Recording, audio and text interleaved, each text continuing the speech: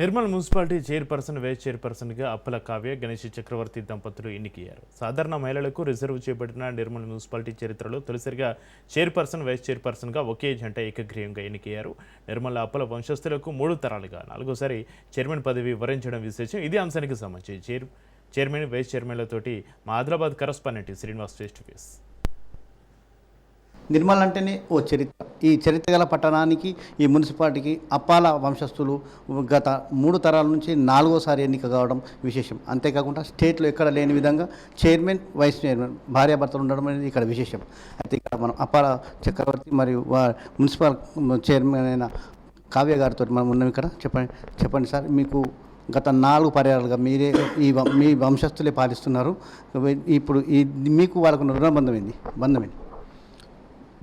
నిర్మల్ పట్టణ ప్రజల పట్ల, ఓట్లేసిన ప్రజల పట్ల మేము ఎప్పుడు కూడా బాధ్యతతోటి వ్యవహరించినాము. ఆ బాధ్యతతోటి వ్యవహరించి ఎవరిని విస్మరించకుండా ఉండి వాళ్ళకు అందుబాటులో ఉండడం వల్ల మన ప్రజలు ప్రతిసారి మమ్మల్ని గెలిపించడం జరుగుతుంది.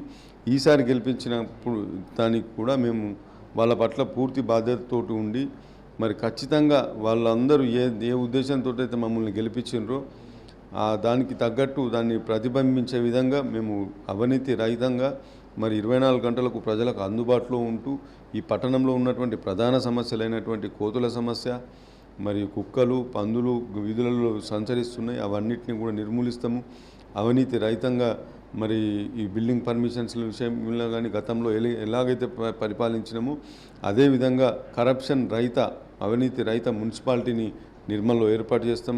ఏదైతే మన ప్రధాన సమస్యల్లో ఇంకొక సమస్య అయినటువంటి ఈ వర్షం వస్తే నీట మునిగిపోయేటువంటి ప్రాంతాలను 7-8 ప్రాంతాలు ఉన్నాయి. వాటిని స్టామ్ వాటర్ డ్రైన్స్ కట్టి ఈ సమస్యకు శాశ్వత పరిష్కారం తీసుకొస్తాము.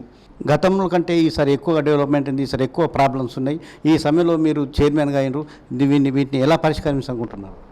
ఈ నిర్మల్ పట్టణంలో చాలా సమస్యలు తలెత్తుతున్నాయి. మేము క్యాంపెయినింగ్ టైంలో తిరిగినప్పుడు చాలా సమస్యలు మా కంటపడినాయి. అవన్నీ త్వరలోనే ఒకదాని వెంబట ఒకటి తీరుస్తాము. దానికి నిర్మల్ పట్టణ ప్రజలు సహకరించగలరు.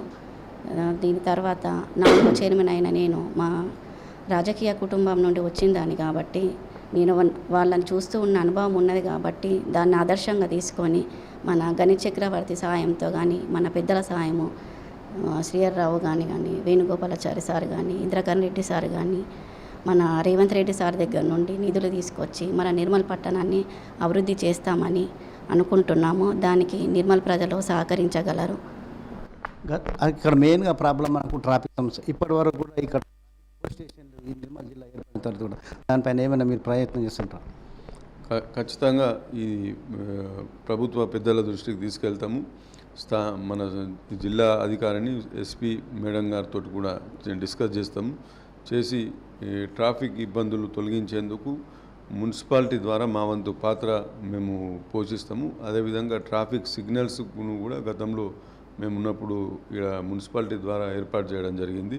వాటికి కూడా మేము పోలీసులకు పూర్తి స్థాయిలో సహకరించి ట్రాఫిక్ను కంట్రోల్ చేయడానికి మేము ఖచ్చితంగా ప్రయత్నం చేస్తాం.